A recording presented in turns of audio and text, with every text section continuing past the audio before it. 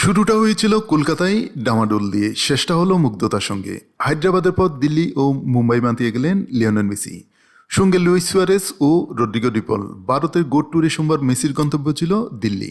অরুণ জেটলি স্টেডিয়ামেও আয়োজনের কামতি ছিল না। আর সবশেষে মেসি বলে যান ভারতের ভালোবাসায় মুগ্ধ তিনি, আর নিশ্চয়ই তিনি এদেশে ফিরে আসবেন। দিল্লির অনুষ্ঠান শেষে মেসির বক্তব্য, এই কদিনই এত ভালোবাসা দেওয়ার জন্য সকলকে ধন্যবাদ। সত্যি কথা বলতে এটা আমাদের জন্য দারুণ অভিজ্ঞতা ছিল, আর এই সফরটা বড্ড সংক্ষিপ্ত ছিল। এত ভালোবাসা পেয়ে অভিভূত আমি জানতাম এখানে এসে ভালোবাসা পাবো, কিন্তু সেটা প্রত্যক্ষ প্রমাণ পেয়ে দারুণ লাগছে। তারপরেই মেসি বলেন, গত কয়েকদিনে আমাদের জন্য আপনারা যা করেছেন তা নিঃসন্দেহে মুগ্ধ করে দেওয়ার মতো। পাগলামি বললেও কম না।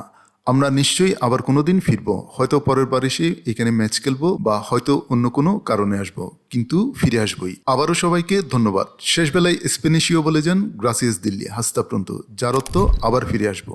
এর আগে অরুণ জেটলি স্টেডিয়ামে কুদে ফুটবলারদের সঙ্গে খেলেন বিশেষ প্রদর্শনী ম্যাচ। এ সময় মেসিকে উপহার দেওয়া হয় ভারতের জার্সি ও আসন্ন টি-20 বিশ্বকাপের ম্যাচ টিকিট।